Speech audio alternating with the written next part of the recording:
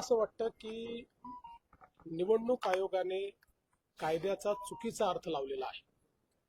या निवडणुका रद्द करणं हे अत्यंत चुकीचं आहे. अशा पद्धतीने तर प्रत्येक वेळी कोणीही कोर्टात जाईल आणि मग निवडणूक पोस्टपोन होईल असं कधीच आजपर्यंत झालेलं नाही. कुठला कायदा निवडणूक आयोग काढताय, कुठला कोणाचा सल्ला निवडणूक आयोग घेताय याची मला कल्पना नाही.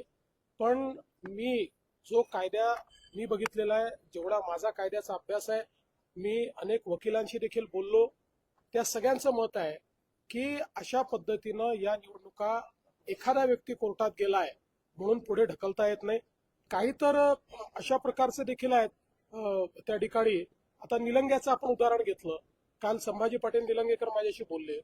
निलंग्यामध्ये सगळी प्रक्रिया पूर्ण झाली. एक कोणीतरी ज्याचा फॉर्म रद्द झाला होता तो कोर्टात गेला, कोर्टाने त्याचा फॉर्म रिजेक्ट केला, तो काय ऍक्सेप्ट केला नाही. त्यामुळे मग ज्यांनी फॉर्म भरले त्यांना पूर्ण वेळ मिळाला, परत घेण्याचा पूर्ण वेळ मिळाला, प्रचाराचा पूर्ण वेळ मिळाला. आणि कोणीतरी पार्टी केलं होतं म्हणून या ठिकाणी निवडणूक पोस्टपोन करणं हे अतिशय चुकीचं आहे. अर्थात निवडणूक आयोग स्वायत्त आहे, त्यामुळे त्यांना निर्णय घेण्याचा अधिकार आहे. पण माझं मत आहे की कायदेशीररित्या या ज्या निवडणूक आयोगाने पोस्टपोन केलेल्या आहेत त्या पूर्णपणे चूक आहेत. आणि त्यानंतर आता पुन्हा म्हणजे हा त्या कॅन्डिडेट्सवर किती अन्याय आहे, ज्यांनी प्रामाणिकपणे सगळ्या गोष्टी केल्या आणि आता उद्या निवडणूक आहे आज तुम्ही पोस्टपोन करून टाकता. त्यांचे श्रम, त्यांची मेहनत, या सगळ्या गोष्टी गेल्या वाया. आता 15-20 दिवस पुन्हा त्यांनी प्रचार करायचा, हे मला असं वाटतं अतिशय चुकीचं आहे. आणि या संदर्भात निश्चितपणे आता तर निवडणूक होऊन जाईल, पण आम्ही या संदर्भातलं एक रिप्रेझेंटेशन निवडणूक आयोगाला निश्चितपणे देऊ की अशा पद्धतीने या निवडणुका पोस्टपोन करणं चुकीचं होतं. नगर विकास विभागानं पण याचा चुकीचा अर्थ लावला नाही का? मग आता नगर विकास विभागाचा याच्यात संबंधच नाही.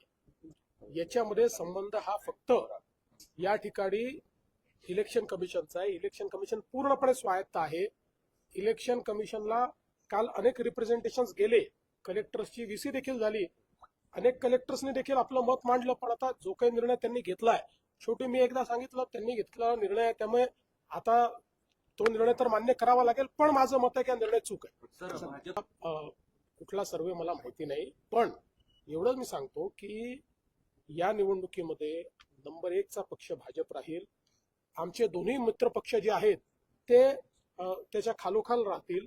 आणि एकूणच या निवडणुकीमध्ये महायुतीतले जे तिन्ही पक्ष आहेत, हे तिन्ही पक्ष या ठिकाणी एकूण ज्या काही निवडणुका होत आहेत त्या निवडणुकांपैकी 70-75% जागांवर आमचेच पक्ष निवडून येतील, हे तिन्ही पक्ष निवडून येतील हा माझा विश्वास आहे.